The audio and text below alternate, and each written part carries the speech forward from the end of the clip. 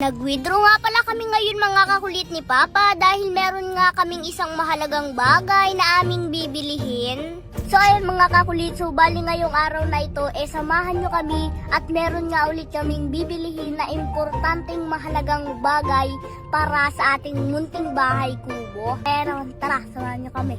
Pero bago nga ang lahat mga kakulit, ngayong araw nga na ito, dito na nga kami maliligo sa ating munting bahay kubo. Para medyo maganda-gandang CR na nga mga kakulit ang aming maliliguan ngayon na aming maipapakita sa inyo. Dahil yung CR nga namin mga kakulit sa aming inuupahang bahay, sobrang nababash na nga dahil baliktad nga daw ang pagbukas ng pinto. Kaya naman ngayon, dito na nga namin naisipang maligo para hindi na nga maibash ang aming nililigo ang CR dahil napakaganda na nga ng pintuan nito. At hindi na nga ito yung CR na baliktad ang bukas. Charot, hindi gayon.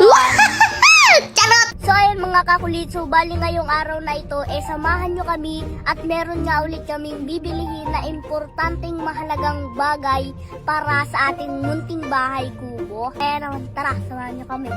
Bali, pagkatapos nga pala naming maligo mga kakulit, dumiretso na nga rin pala kami kung saan nga kami bibili ng aming bibilihin ngayon. At ang aming sinakyan nga pala ngayon mga kakulit, ang aming bagong sasakyan na si Kulit. Dahil ilang araw na nga rin mga kakulit na hindi nga namin nagagamit itong si Kulit. Kaya naman medyo na-miss ko nga ang sumakay dito. Uy, sana all namimiss ako kasi hindi niya namimiss. Charot, hindi gayon.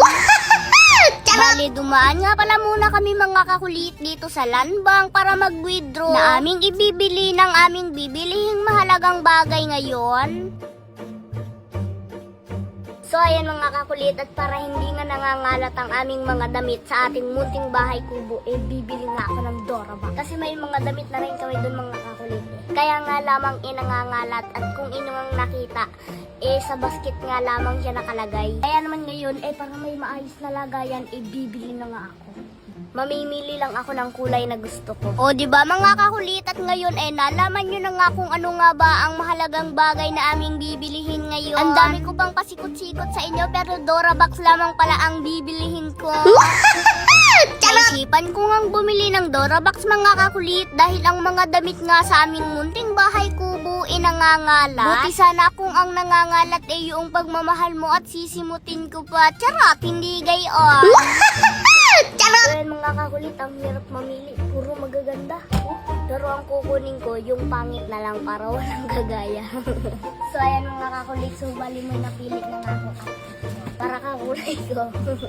At sa sobrang dami nga mga kakulit ng pagpipilian dito nga sa Dora-Box na aming bibilihin, talaga namang hindi nga agad ako makapagdesisyon kung alin nga ba ang Dora-Box na aking nagugustuhan. Pero sa pipiliin ko at aking magugustuhan, wala akong ibang pipiliin kundi ikaw. Kahit na hindi ako yung pinili mo at kahit na hindi rin ako yung ginusto mo. Charot, hindi gayon. Charot! So ayun mga kakulit, at hindi na nga mangangalat ang aming mga damit dito sa ating munting bahay kubo dahil bumili na nga kami nitong mahiwagang Dora-Box.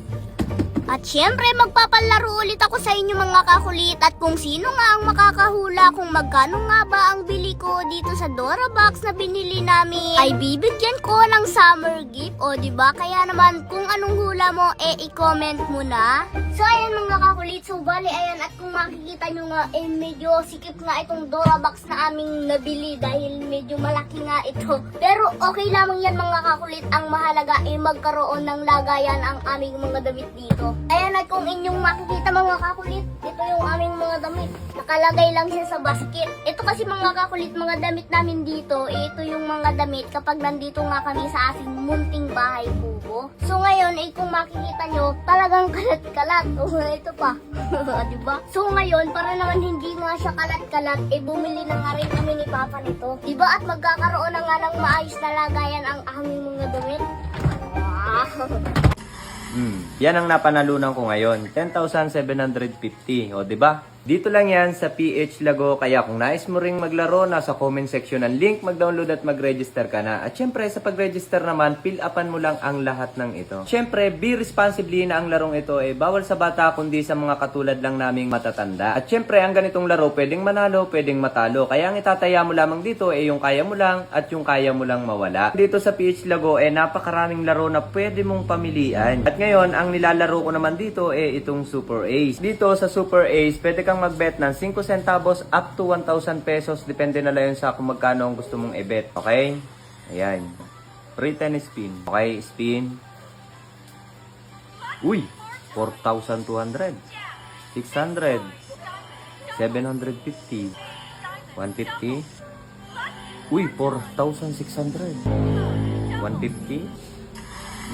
Yan ang napanalunan ko ngayon, 10,750. Ganun lang ako maglaro dito sa PH Lago. Kaya ano pang hinihintay mo? Kung nais mo ring maglaro, nasa comment section ang link, mag-download at mag-register ka na. At syempre, kapag nanalo ka na, click mo lang yung withdraw and then mag-bind ka ng GCash, Paymaya, or kahit na anong bank account.